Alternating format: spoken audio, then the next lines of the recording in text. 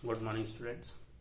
आज लेक्चर 5 में हम लोग पढ़ने वाले हैं जनरल प्रॉपर्टीज ऑफ बेसिस। ठीक है, तो पहले हम बात करेंगे केमिकल प्रॉपर्टीज ऑफ बेसिस की। जनरल प्रॉपर्टीज में हम किसकी बात करेंगे? केमिकल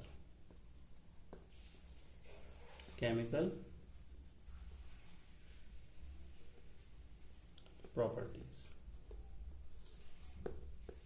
ठीक है, ऑफ बेसिस की केमिकल प्रॉपर्टीज के बारे में। ठीक है, सबसे पहले हम बात करेंगे reaction of basis with metals, कि मेटल के साथ में अगर हम बेसिस की रिएक्शन कराएंगे तो क्या होगा। ठीक है, पहला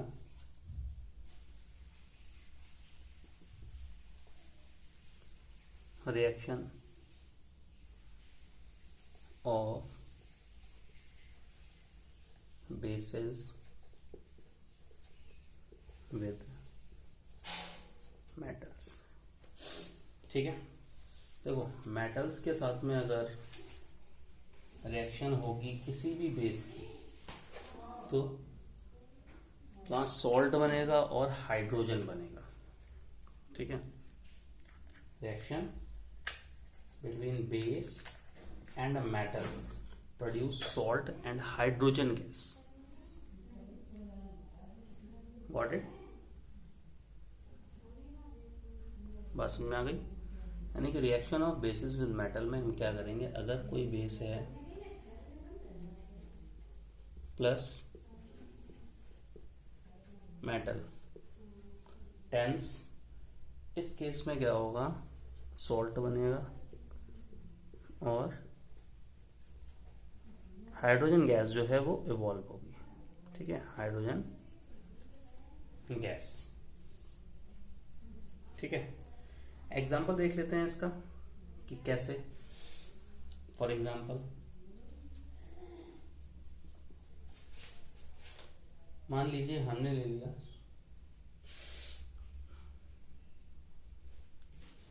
पहला एग्जाम्पल में जिंक मेटल होता है, इसकी हमने रिएक्शन करा दी NaOH से, सोडियम हाइड्रोक्साइड जो कि एक बेस होता है, प्लस NaOH। तो क्या बनता है, देखो हाइड्रोजन गैस तो इवॉल्व होगी और सोडियम जिंकेट बनता है, यानी NO2 ZnO2। अब इक्वेशन को बैलेंस करते हैं, Na2, ठीक है, Zn सिंगल है, ओके, ऑक्सीजन भी डबल हो गई। ठीक है, ये है हमारा सोडियम जिंकेट। ठीक, तो हम कह सकते हैं कि मेटल्स जैसे कि जिंक हो, टिन हो या एल्यूमिनियम हो, वो स्ट्रॉन्ग एल्कलीज के साथ में रिएक्शन करते हैं। ठीक है, स्ट्रॉन्ग एल्कलीज के साथ में रिएक्शन किया जैसे NaOH या पोटेशियम हाइड्रोक्साइड KOH, और हाइड्रोजन गैस को इवॉल्व करते हैं। ठीक, अब हम देखते हैं अनदर एग्जांपल। हमने ले लिया टिन, इसकी रिएक्शन हमने करा दी NaOH से। ठीक है, तो यहां पर सोडियम स्टेनाइड बनेगा, Na2SnO2, और ये हाइड्रोजन गैस, इसको हम कहते हैं सोडियम स्टेनाइट। ये केमिकल फॉर्मूलाज आप याद कर लीजिए as well as with chemical names. अगला एग्जांपल देखते हैं।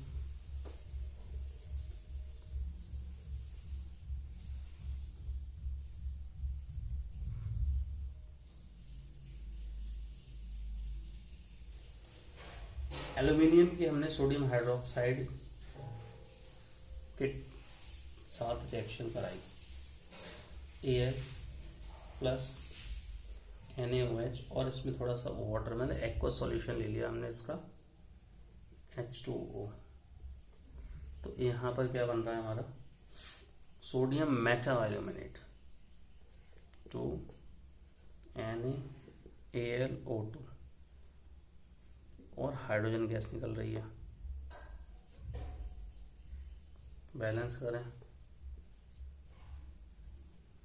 ठीक है। बात समझ में आ गई? तो हम कह सकते हैं sodium meta aluminate and hydrogen gas are formed when sodium hydroxide reacts with aluminium metal. यहाँ पर सोडियम हाइड्रोक्साइड जो लिया हमने किस फॉर्म में लिया है?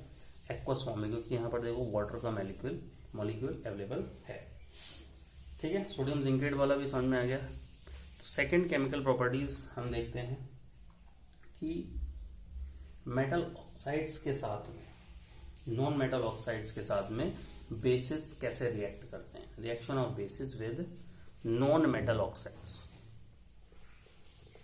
Non metal oxides. ठीक है, तो जब भी नॉन मेटल ऑक्साइड्स के साथ में बेसिस रिएक्शन करेंगे तो सॉल्ट और वाटर बनाएंगे। ठीक है, बस समझ में आ गई? सॉल्ट बनाएंगे और वाटर बनाएंगे।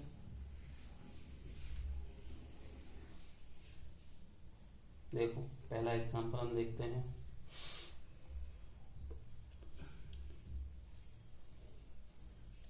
फॉर एग्जांपल हमने एक बेस ले लिया है एल्कली, कुछ भी कह सकते हैं, हमने ले लिया NaOH।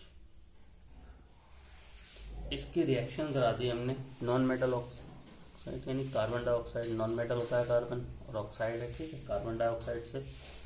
तो यहाँ पर सोडियम कार्बोनेट बनेगा Na2CO3। देखो ये कार्बोनेट सॉल्ट है और वाटर। इक्वेशन को जल्दी से बैलेंस कर देते हैं। ऑक्सीजन 3H2 और Na2 2NaOH plus CO2 plus Na2CO3 plus H2। ठीक है, यानी कि ये हमारा बेस का काम कर रहा है, ये नॉन मेटालिक ऑक्साइड्स, ये सॉल्ट और ये आप सभी जानते हैं वाटर। तो हम कह सकते हैं when alkali reacts with non metallic oxides तो salt and water are formed. क्या बनेंगे? सॉल्ट और वाटर बनेंगे। ठीक है, एक और एग्जांपल ले लेते हैं।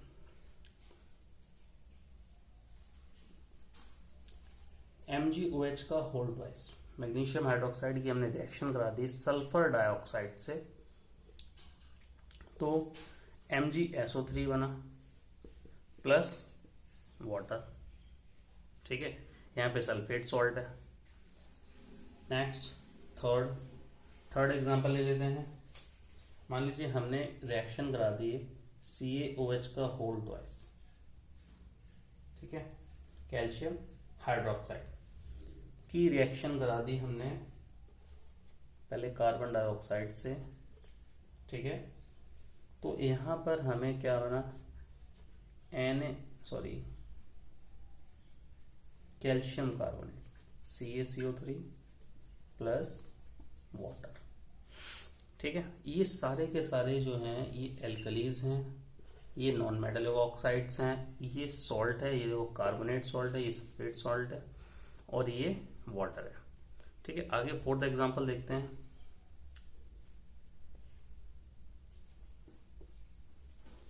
फोर्थ एग्जांपल में हमने क्या किया? कैल्शियम हाइड्रोक्साइड की CaOH का होल ट्वाइस, इसकी हमने सल्फर डाइऑक्साइड के साथ में रिएक्शन करा दी। तो देखो क्या बनेगा? CaSO3 plus water. ठीक है, ये सेकेंड प्रॉपर्टी हमें समझ में आ गई कि reaction of basis with non metal oxides, जब भी रिएक्शन होगी नॉन मेटालिक ऑक्साइड्स के साथ में, नॉन मेटल ऑक्साइड्स के साथ में, ठीक है, या ऑक्साइड्स ऑफ नॉन मेटल कैसे भी कह सकते हैं, तो सॉल्ट बनेगा और वाटर बनेगा। ठीक है, नेक्स्ट केमिकल प्रॉपर्टी देखते हैं इसकी।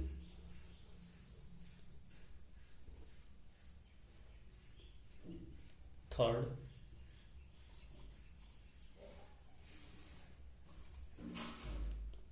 रिएक्शन ऑफ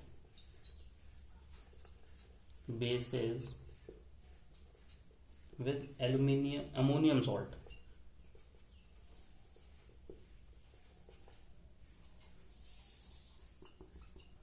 ठीक है।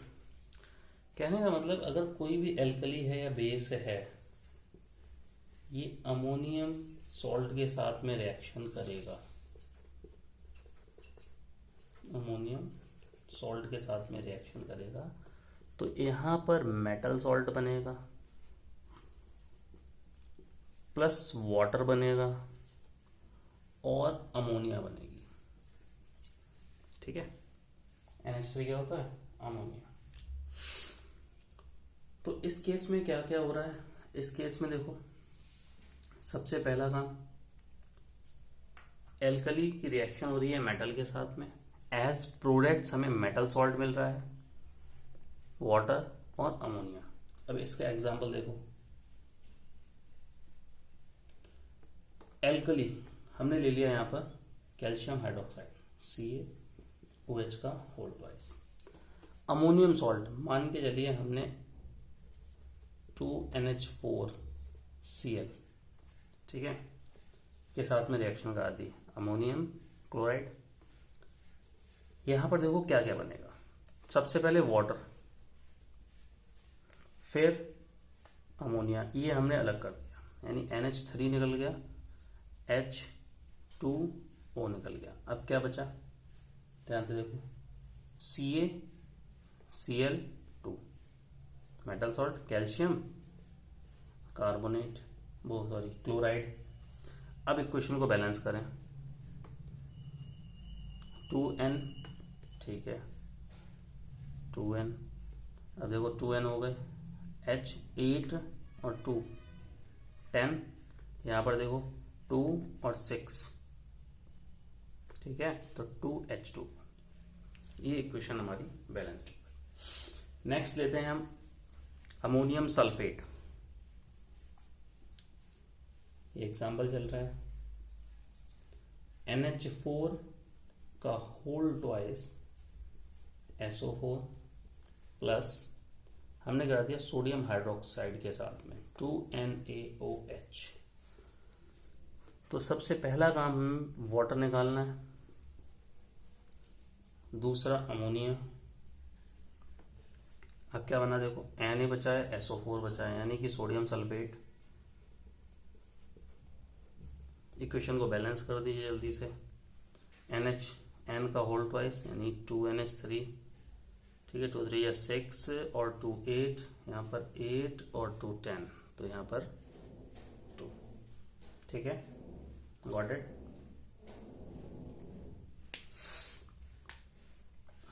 अब हम बात करते हैं यूजेस ऑफ बेसिस, कि बेसिस का हम यूज कहाँ कहाँ पर करेंगे।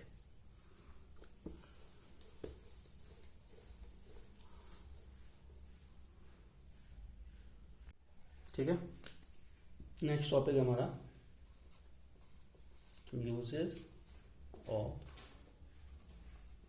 बेस। ठीक है, बेसिस का प्रयोग कहाँ करेंगे और कैसे करना। सबसे पहले हम कुछ कॉमन बेसिस के बारे में बात करेंगे।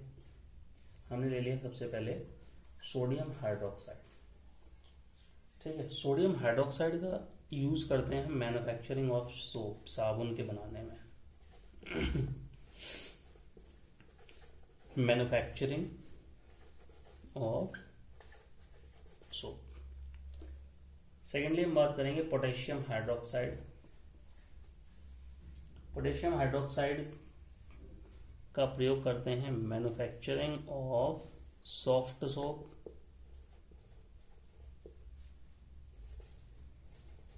And in alkaline batteries.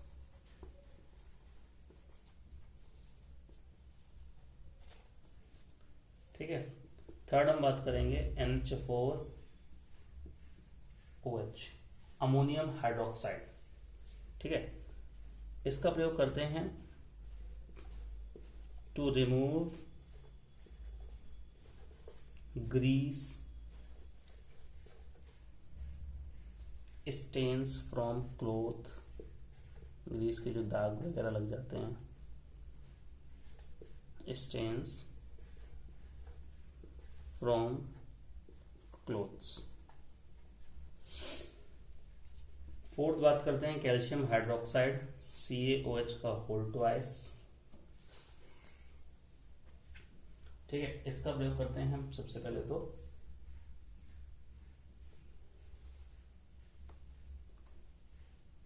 Softening hard water, यानी कि जो हार्ड वाटर होता है उसकी हार्डनेस को कम करने के लिए softening hard water. Hard water का फॉर्मूला होता है आपका D2O। ठीक है, और एसिडिटी जो होती है सॉइल की उसको कम करने के लिए या न्यूट्रल करने के लिए, neutralising acidity of soil.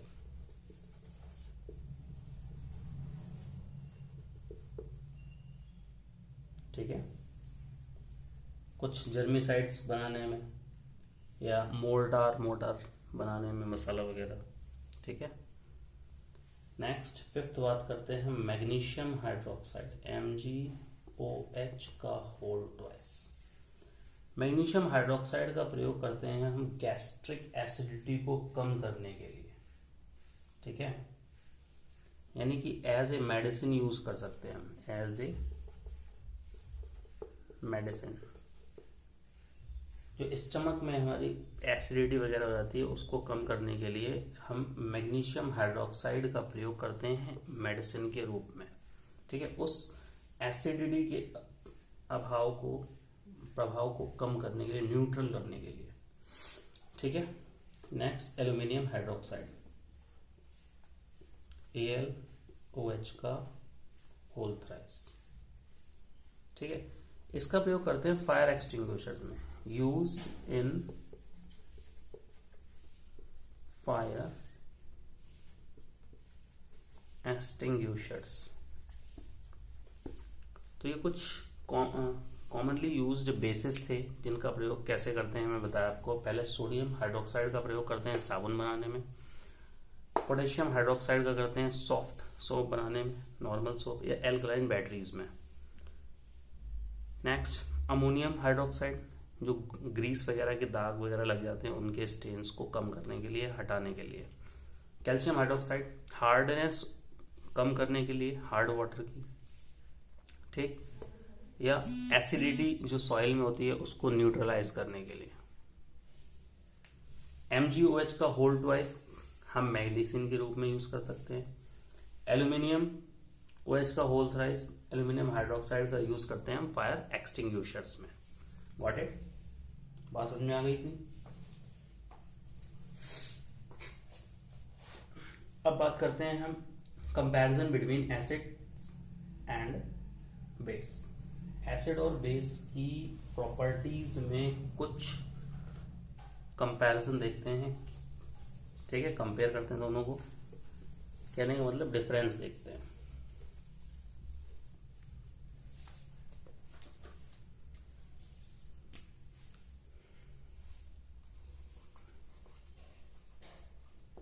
Comparison between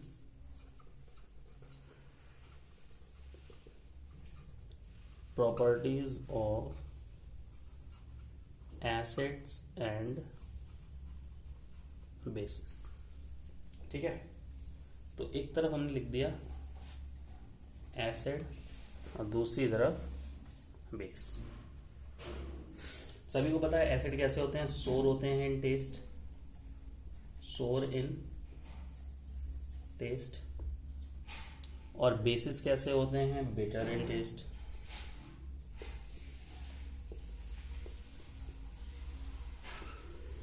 secondly अगर हम बात करें तो ये क्या करते हैं, चेंज करते हैं कलर इंडिकेटर का।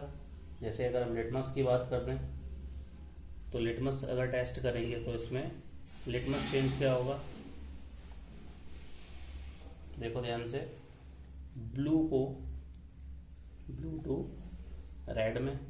और ये लिटमस के ऊपर क्या चेंज दिखाएंगे, ये उसका जस्ट अपोजिट करेंगे। ये क्या करेंगे, रेड टू ब्लू, यानी कि रेड लिटमस पेपर को ब्लू में कन्वर्ट कर देंगे। ठीक है। थर्ड, एसिड्स क्या करते हैं, decompose carbon salts. Acids decompose carbonate salts, ठीक है। और यहां पर कोई डिकम्पोजिशन नहीं होता है बेसिस के द्वारा, नो डिकम्पोजिशन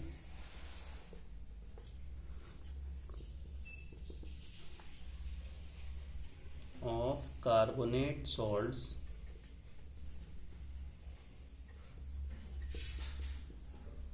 by basis, ठीक है।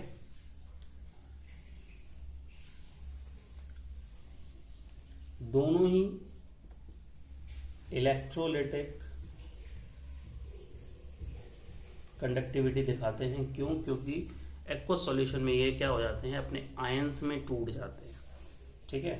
तो इसलिए इलेक्ट्रोलाइटिक कंडक्टिविटी जो है वो दोनों ही दिखाते हैं, शोज इलेक्ट्रोलाइटिक कंडक्टिविटी।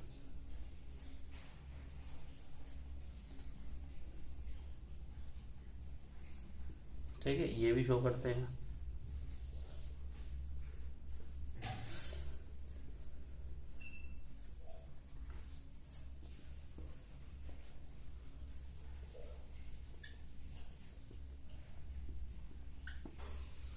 ठीक है, गॉट इट? इतनी बात समझ में आ गई? ओके, नेक्स्ट हम बात करते हैं न्यूट्रलाइजेशन रिएक्शंस की। न्यूट्रलाइजेशन रिएक्शंस क्या होती हैं?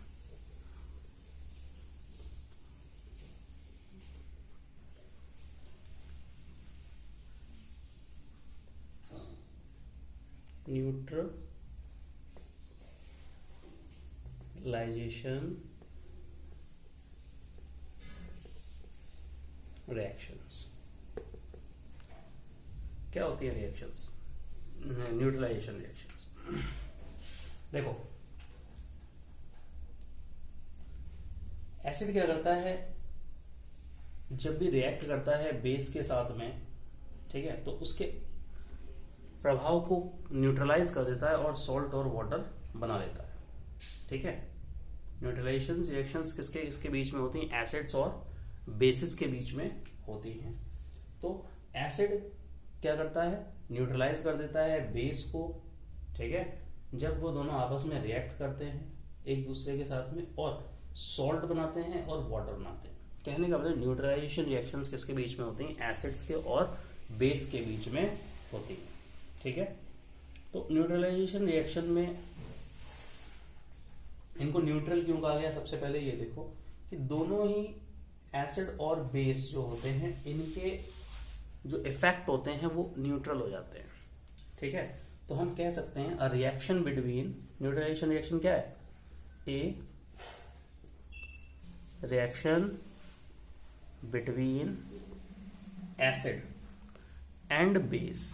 किस किस के बीच में हो रही है? एसिड और बेस के बीच में, जो प्रेजेंट है किसमें? एक्वस सॉल्यूशन में, प्रेजेंट इन एक्वस सॉल्यूशन। क्या बनाने के लिए? To form salt and water.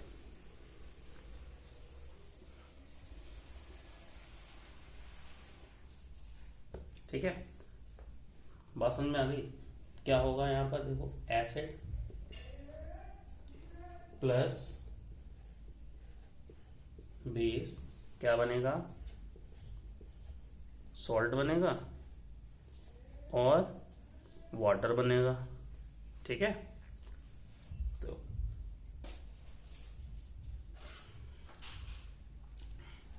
ठीक, तो ये क्या करते हैं, एक दूसरे, जब इन दोनों के बीच में रिएक्शन होती है एक दूसरे के प्रभाव को न्यूट्रल कर देते हैं, इसलिए इन रिएक्शंस को हम क्या कहते हैं? न्यूट्रलाइजेशन रिएक्शन कहते हैं, ठीक है। In the reaction between acid and base both neutralize each other, दोनों एक दूसरे को न्यूट्रलाइज कर देते हैं और क्या बनाते हैं? सॉल्ट बनाते हैं और वाटर बनाते हैं। इसलिए हम रिएक्शन जो एसिड और बेस के बीच में होती है उनको क्या कहते हैं? न्यूट्रलाइजेशन रिएक्शंस कहते हैं। फॉर एग्जांपल, एक एग्जांपल देखते हैं। हमने मान लिया H2SO4, ये सल्फ्यूरिक एसिड, इसकी रिएक्शन करा दी NaOH से, ये हमारा क्या है, सोडियम हाइड्रोक्साइड, ये बेस है। यहां देखो ये एसिड है और ये बेस है। इन दोनों के रिएक्शन बीच में रिएक्शन हुई तो क्या बनेगा, सबसे पहले तो वाटर बनेगा,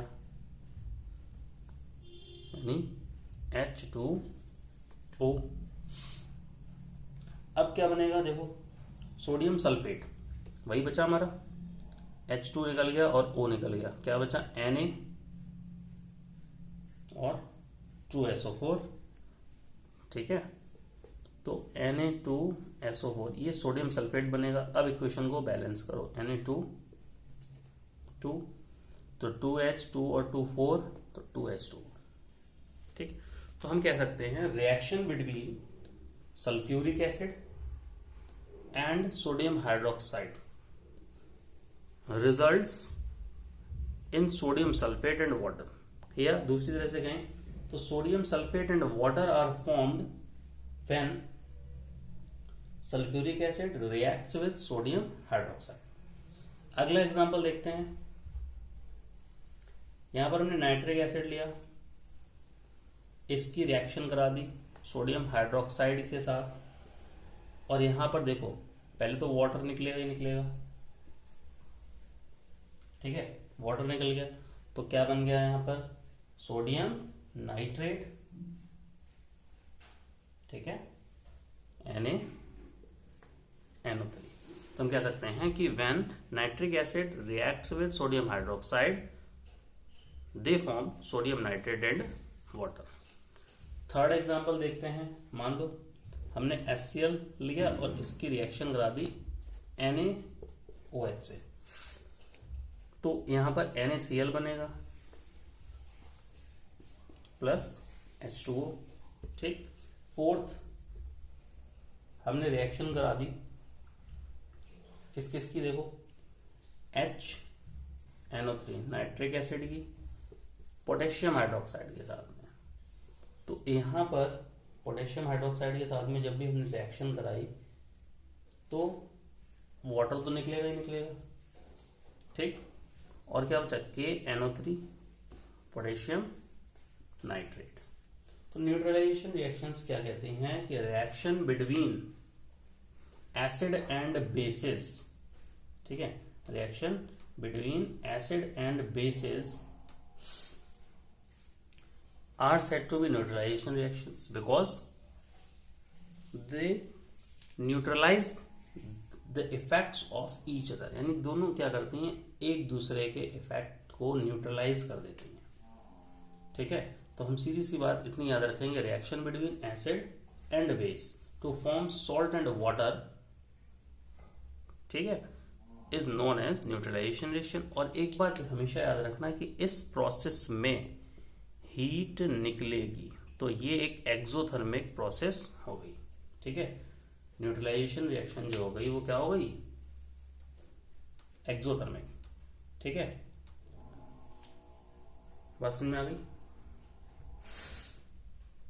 अब हम बात करते हैं हीट ऑफ न्यूट्रलाइजेशन। न्यूट्रलाइजेशन की हीट क्या है, ठीक, हीट ऑफ न्यूट्रलाइजेशन।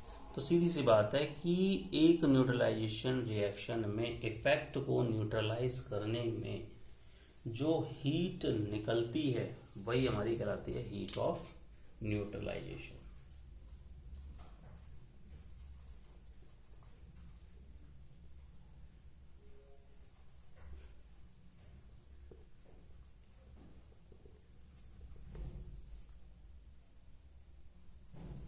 ठीक है। तो हीट ऑफ न्यूट्रलाइजेशन क्या हो जाएगा, the amount of heat liberated when one equivalent of acid reacts with one equivalent of base, ठीक है। किसी भी स्ट्रॉन्ग एसिड या स्ट्रॉन्ग बेस रिएक्शन में जो हीट ऑफ न्यूट्रलाइजेशन होती है उसकी वैल्यू सेम रहती है, जो रहती है 13.7 किलो कैलोरी, ठीक है। बात समझ में आ गई, क्योंकि वो क्या करते हैं, कंप्लीटली आयनाइज होते हैं। तो हीट ऑफ न्यूट्रलाइजेशन में क्या है, the amount of heat liberated, ठीक है, अमाउंट ऑफ हीट लिबरेटेड, ठीक, व्हेन, जब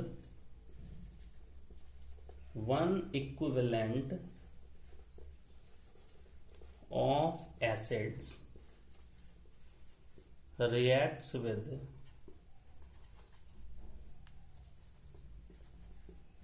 one equivalent of base।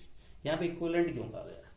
देखो, अगर हमने स्ट्रॉन्ग एसिड ले लिया, वीक बेस ले लिया, तो वो कंप्लीटली एक दूसरे को न्यूट्रलाइज नहीं कर पाएंगे। तो वन इक्विवेलेंट मतलब अगर हमने स्ट्रॉन्ग एसिड लिया है तो स्ट्रॉन्ग ही हमारा बेस होना चाहिए, ठीक है, बात समझ में आ गई। तो स्ट्रॉन्ग अगर हमने एसिड लिया है, स्ट्रॉन्ग एसिड और स्ट्रॉन्ग बेस लिया है, ठीक है, तो इस प्रोसेस में साल्ट बनेगा, ठीक है, वाटर बनेगा, और जो एनर्जी निकलेगी वो किसके बराबर होगी, 13.7 किलो कैलोरी पर मोल, ठीक है। और जब हमने वीक बेस या वीक एसिड की बात की, ठीक है, तो कुछ अमाउंट ऑफ हीट जो होती है, कुछ मात्रा जो हीट की होती है, वो उपयोग हो जाती है आयनाइज करने में आयंस को, ठीक है, और इसी हीट को हम कहते हैं हीट ऑफ आयनाइजेशन।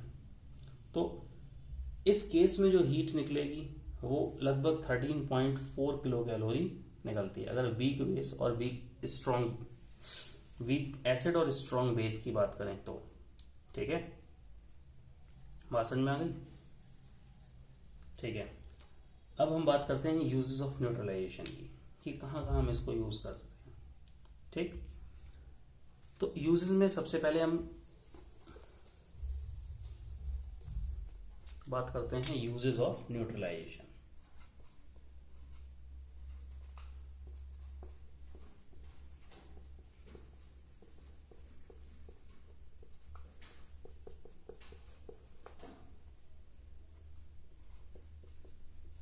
देखो, यूजेस में सबसे पहले हम बात करते हैं स्लेक्ट लाइम की, CaOH का होल ट्वाइस। इसका प्रयोग करते हैं सॉइल की एसिडिटी को कम करने के लिए, to reduce acidity of soil. Second number बात करते हैं एंटासिड टैबलेट्स। बताया था पीछे MgOH का होल ट्वाइस, इसका प्रयोग हम कहां पर करते हैं, अपनी गैस्ट्रिक एसिडिटी को कम करने के लिए, ठीक है। तो to neutralise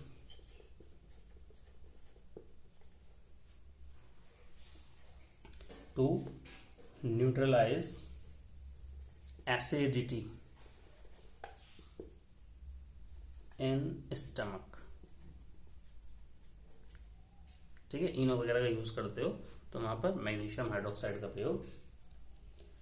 thirdly formic acid, ठीक है, जो मानो चींटी वगैरह काट लेती है या कोई मक्खी काट लेती है तो उसमें उसकी स्टिंग में क्या होता है, फॉर्मिक एसिड होता है, वो वहां पर थोड़ा सा जलन सी महसूस होती है, तो हम वहां पर क्या कर सकते हैं, ऐसे केस में NaOH का यूज कर सकते हैं, यानी जो साबुन होता है उसको हम उसके ऊपर रब कर सकते हैं और उसके इफेक्ट को न्यूट्रलाइज कर सकते हैं।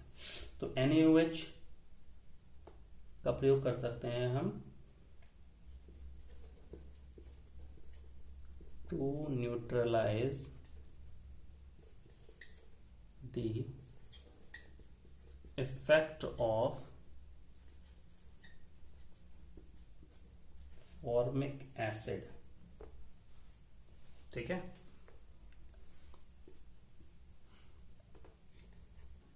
स्टिंग, ये स्टिंग में होता है, डंक में होता है, ऑफ आंट और बीज, ठीक है, गॉट इट, ओके। कल के टॉपिक में हम पढ़ेंगे इंडिकेटर्स के बारे में, गॉट इट। आज के लिए इतना ही।